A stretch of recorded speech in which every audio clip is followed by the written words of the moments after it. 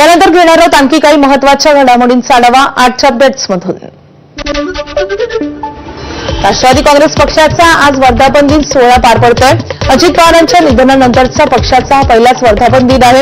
एनडीएच्या कालच्या महत्त्वाच्या बैठकीमुळे अजित पवारांच्या राष्ट्रवादीचा वर्धापन दिन सोहळा आज मुंबईच्या षण्मुखानंद हॉल येथे दुपारी 2 वाजता पार पडणार आहे। दरम्यान मागील काही दिवसात पक्षाचे राष्ट्रीय कार्याध्यक्ष प्रफुल्ल पटेल, प्रदेशाध्यक्ष सुनील तटकरे यांच्या पदांबाबत निर्माण झालेला संभ्रम, त्यातच पक्षातील आमदार आणि नेत्यांकडून मागण्यात येणारा पार्टी फंड आणि फंड न दिल्यास कारवाई करण्याची पार्थ पवार यांनी दिलेली कथित तंबी हे मुद्दे गाजण्याची शक्यता आहे।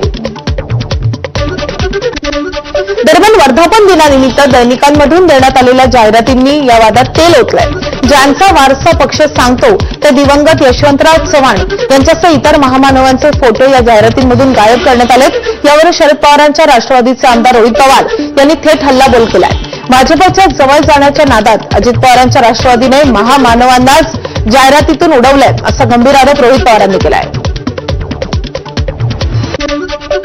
की एखादा प्रमुख नेता हयात नसताना जो नेता सर्वसामान्य लोकांचे विचार पुढे घेऊन जात होता, महामानवांचे विचार पुढे घेऊन जात होता, त्याच्याचबरोबर चव्हाण साहेबांचे सुद्धा विचार घेऊन पुढे जात होता, तो नसताना काय पक्षाची परिस्थिती होती, आजची जाहिरात त्या ठिकाणी आपण सर्वांनी बघावी। त्या जाहिरातीमध्ये जे पूर्वी महामानव त्या ठिकाणी असायचे, चव्हाण साहेबांचा फोटो असायचा, जो पूर्वी अशा पद्धतीने असायचा, तो दुर्दैवाने आता कुठेतरी भाजपच्या जवळ गेल्यानंतर महामानवांचे विचाराला विसर कुठेतरी पडला आणि चव्हाण साहेबांच्या विचाराला विसर पडला, हे मात्र त्या ठिकाणी दिसतो। भेसळखोरांविरोधात अन्न व औषध प्रशासन विभागानं राज्यभरात सुरू केलेल्या धाडसत्राचा परिणाम आता बाजारपेठेत दिसून येत आहे। पाम ऑइल आणि चीजपासून तयार होणाऱ्या एनॉलॉग पनीरला पनीर म्हणून विक्री करण्यास बंदी घालण्यात आली असून त्याचा स्पष्ट उल्लेख मेनू कार्डवर करणंही बंधनकारक करण्यात आलंय। आयुक्त तुकाराम मुंढे यांच्या नेतृत्वाखाली सुरू झालेल्या या कारवाईमुळे भेसळयुक्त दुग्धजन्य पदार्थांवर मोठा आळा बसलाय। मात्र याचाच परिणाम म्हणून नागपुरात पनीर, खवा आणि इतर दुग्धजन्य पदार्थांचा तुटवडा निर्माण झाल्याचं चित्र आहे। याचा आढावा घेतला आमचे प्रतिनिधी तुषार कोळे यांनी। राज्याच्या अन्न व औषध प्रशासन विभागाच्या आयुक्त पदावर तुकाराम मुंढे आल्यापासून संपूर्ण राज्यभर अन्न व औषध प्रशासन विभागांचं धाड सत्र सुरू आहे आणि त्याचा परिणाम बाजारपेठेमध्ये पनीरच्या उपलब्धतेवर पाहायला मिळत आहे। नागपूरमध्ये देखील मोठ्या प्रमाणामध्ये पनीरचा तुटवडा पाहायला मिळत आहे। विशेष करून हॉटेल इंडस्ट्री या संपूर्ण पनीरच्या तुटवड्याचा सामना करत आहे। पनीरचा तुटवडा असण्याचं नेमकं कारण काय? अचानक काय झालं एक आठवड्यापासून की पनीर कमी मिळत आहे? बरोबर, एक तर सगळ्यात पहिले हा रूल जो आहे अॅनालॉगचा आणि पनीरचा हे वेगवेगळं करण्याचा आणि मेन्शन करण्याचा हा रूल खूप चांगला आहे। कारण आमच्यासारखे जे जेन्युइन किंवा हॉटेल इंडस्ट्रीशी रिलेटेड जे काही लोक होते, जे स्टँडर्ड सगळं विकायचे, तर त्यांनाही पनीर नॉर्मल विकतानाही अॅनालॉगवाल्यांशी कॉम्पीट करावं लागायचं स्वस्तवाल्यांशी। तर मुंडे साहेबांनी हा जो रूल केलेला आहे हा फारच सुंदर रूल आहे आणि त्याप्रमाणे पण होतं असं आहे की आम्ही जे B2B वाले आम्ही वेंडर्सकडनं, स्टँडर्ड वेंडर्सकडनं आमचं असोसिएशनवाले सगळं पनीर घेतात, त्यांना इनिशियली तुटवडा जाणवत नाही, पण आम्हाला आमच्या रिक्वायरमेंटपेक्षा जास्त लागलं आणि आम्ही मग बाकीच्या वेंडर्सकडे जर गेलो तर तिथे तो तुटवडा जाणवतो। आता सध्याच्या परिस्थितीमध्ये जो भेसळयुक्त जो पनीर विकला जातो त्यावर बऱ्यापैकी नियंत्रण आलं किंवा त्यांनी पळ काढलं असं म्हणता येईल? अगदी पळ काढलाच असेल, पळ काढलेला आहे म्हणून जे लोक ऍक्च्युअल चांगलं पनीर वापरायचे नाही तर ते या पनीरच्या वेंडर्सकडे आले, ते पनीरच्या वेंडर्सकडे आले, त्यामुळे तेच पनीर अनेक लोकांमध्ये तुटवडा निर्माण होण्याचं कारण ते आहे। त्याच्यामुळे नॅचरल आहे की ते पनीर भेसळयुक्त पनीर कमी झालेलं आहे। तुकाराम मुंढे यांनी घेतलेल्या निर्णयाचं आणि त्यांनी राज्यभर सुरू केलेल्या धाड सत्राचं हॉटेल असोसिएशन स्वागत करते। बिलकुल स्वागत करतं, 100% स्वागत करतं। त्यामुळेच नागपूरमध्ये असो किंवा राज्यातल्या वेगवेगळ्या शहरामध्ये असो, पनीर असो की इतर जे दुग्धजन्य पदार्थ आहेत त्याचा कशा प्रकारे तुटवडा निर्माण झाला हे आपल्याला पाहायला मिळत आहे। कॅमेरामॅन मिथुन आत्मळेसह तुषार कोहळे, ABP माझा, नागपूर। अन्न व औषध प्रशासनाच्या आयुक्तपदाची सूत्र हाती घेतल्यानंतर तुकाराम मुंढेंनी कारवाईचा धडाका लावलाय। महिनाभरापासून राज्यभरात भेसळखोरांच्या विरोधात धाडसत्र सुरू आहे आणि त्यानंतर तुकाराम मुंढेंना चांगला पाठिंबा मिळतोय। आता ग्राहक पंचायत महाराष्ट्र संस्थेने मुंढेंना पाठिंबा दर्शवलाय। ग्राहक पंचायत महाराष्ट्र संस्थेनं मुख्यमंत्री देवेंद्र फडणवीस यांना पत्र दिलंय। तुकाराम मुंढेंना संरक्षण देण्याची मागणी या संस्थेमार्फत करण्यात आली आहे. तसंच मुंढेंची बदली होऊ नये यासाठी ग्राहक पंचायतनं मुंढेंच्या समर्थनार्थ ठराव पारित करून मुख्यमंत्री फडणवीसांना पत्र पाठवलं आहे. असं का वाटलं तुम्हाला की तुकाराम मुंढेंना संरक्षण द्यायला पाहिजे? पहिले म्हणजे तुकाराम मुंढे यांचा अन्न औषध प्रशासन आयुक्त जी नियुक्ती मुख्यमंत्र्यांनी केली त्यामुळे मुख्यमंत्र्यांचं आम्ही अभिनंदन करतो.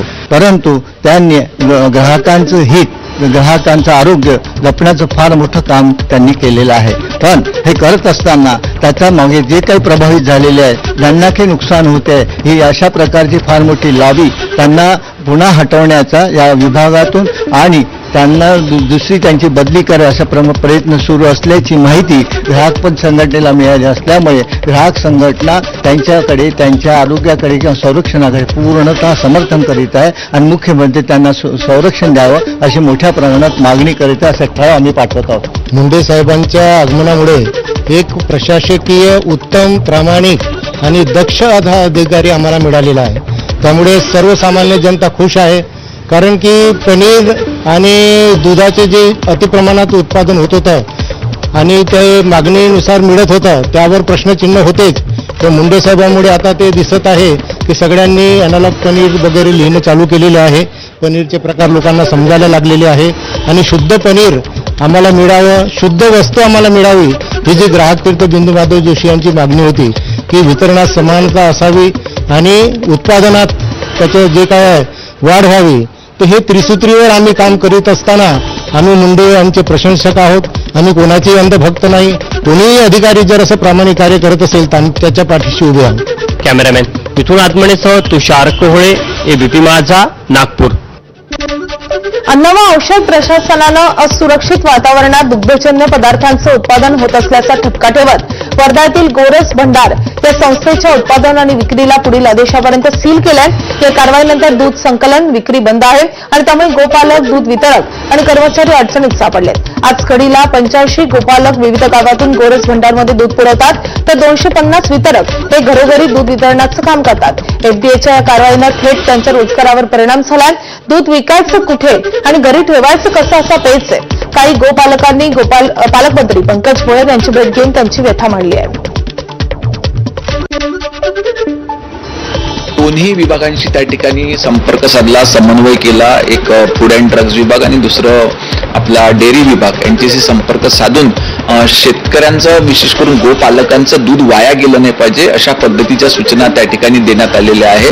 आणि एकंदरीत ही जी कारवाई झाली आहे त्याचं लवकरात लवकर सॉर्ट आउट करून रेग्युलर पद्धतीनं, कारण गोरस भंडारमधले बनणारे जे प्रॉडक्ट आहे याचे अनेक लोक त्या ठिकाणी दर्दी आहेत की हे आपल्याला पदार्थ कुठेतरी मिळाले पाहिजे. तर सर्व नियमामध्ये राहून सर्व अडथळे दूर करून ही संस्था लवकरात लवकर सुरू करण्याची आमची प्रक्रिया त्या ठिकाणी सुरू आहे.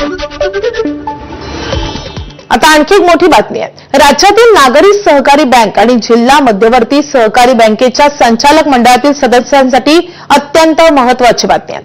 सहकारी बँक आणि जिल्हा मध्यवर्ती सहकारी बँकांच्या संचालक मंडळात सलग 10 वर्ष संचालक असलेल्यांना आता 3 वर्षांसाठी संचालक मंडळातून बाहेर जावं लागणार आहे. आरबीआयनं या संदर्भात एक परिपत्रक काढलंय आणि त्यामुळे राज्यभरातील 31 जिल्हा मध्यवर्ती सहकारी बँका आणि सुमारे 434 नागरी सहकारी बँकांमधील किमान 6,000 संचालकांवर घरी बसण्याची वेळ येणार आहे.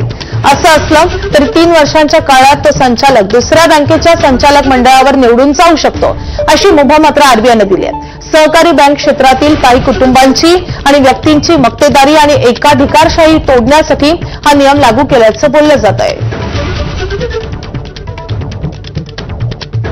माझ्यासोबत सहकार भारतीचे महाराष्ट्र महामंत्री विवेक जुगादेजी आहेत. साधारणतः 2021 मध्ये भारतीय रिझर्व्ह बँकेने या संपूर्ण सहकारी बँकांकरता एक निर्णय घेतला होता की ज्यांचं टेन्युअर हे 8 वर्षाचं झालेलं आहे अशांना पुढे निवडणुकीला किंवा त्या बँकेमध्ये संचालक राहता येणार नाही. कालांतराने तो 8 वर्षाचा 10 वर्ष निर्णय झाला आणि साधारणतः 2025 मध्ये म्हणजे 1 ऑगस्ट 2025 मध्ये भारतीय रिझर्व्ह बँकेने असा निर्णय घेतला की ज्या संचालकांचा कार्यकाळ अर्बन कोऑपरेटिव्ह बँकांमध्ये आणि डीसीसी बँकांमध्ये हा 10 वर्षाचा पूर्ण झाला आहे त्यांना मात्र आता याच्यापुढे संचालक राहता येणार नाही. मात्र कालांतराने अनेक संघटनांनी याला विरोध दर्शवला, अनेक बँकांनी याला विरोध दर्शवला आणि त्याच्यानंतर आत्ता 25 मे रोजी भारतीय रिझर्व्ह बँकेने एक फायनल परिपत्रक काढलं आहे की ज्यांना आता 10 वर्ष पूर्ण झाली आहे त्यांना आता बँकेत संचालक राहता येणार नाही. मात्र त्यांनी त्याच्यातनं एक मार्ग असा काढला आहे की 3 वर्षाचा कुलिंग पिरियड त्यांनी म्हटलं आहे की 3 वर्षाचा कुलिंग पिरियड दिल्यानंतर पुन्हा तुम्ही त्या बँकेमध्ये संचालक म्हणून येऊ शकता. आरबीआयने आपल्या सर्क्युलरमध्ये अतिशय स्पष्ट ही व्याख्या केलेली आहे की 10 वर्ष झाल्यानंतर कुठल्याही संदर्भात तो बँकेचा संचालक राहणार नाही, बोर्ड ऑफ मॅनेजमेंटवर राहणार नाही किंवा कुठल्याही कमिटीत राहणार नाही, तो बँकेपासून दूर राहील. त्या बँकेपासून की कुठल्याही सहकारी बँकेपासून? त्यांनी त्या बँकेत म्हटलंय की त्या बँकेपासून तो 3 वर्षात दूर राहील, पुन्हा 3 वर्षानंतर तो येऊ शकेल. मात्र इतर कुठल्याही कोऑपरेटिव्ह बँकेमध्ये तो त्याचे नॉर्म्स निवडणुकीचे पूर्ण करू शकला संचालक पदाचे, तर तो दुसऱ्या बँकेमध्ये संचालक म्हणून काम करू शकतो. कॅमेरामॅन अतुल हिरडेसह रजत वसिष्ठ, एबीपी माझा, नागपूर. आता बातमी आहे मान्सूनची. राज्यात मोसमी पाऊस लांबण्याची चिन्ह आहेत. हवेचा जोर आणि आर्द्रतेचीही कमतरता जाणवते. पाऊस पडण्यास आणखी 3 ते 4 दिवस लागणार आहेत. 2 दिवसांपासून मान्सून हरणेल आणि सोलापुरात रेंगाळतोय. मान्सूनच्या वाटचालीवर एल निनोचा प्रभाव स्पष्टपणे दिसतोय. अनेक ठिकाणी वातावरण ढगाळ आहे पण पाऊस नाहीये आणि त्यामुळे पाऊस पडण्यास आणखी 3 ते 4 दिवस लागण्याचा अंदाज वर्तवला जातोय. भंडारा जिल्ह्यातल्या काही भागात पावसानं हजेरी लावली असली तरी बहुतांश भागात प्रखर उष्णते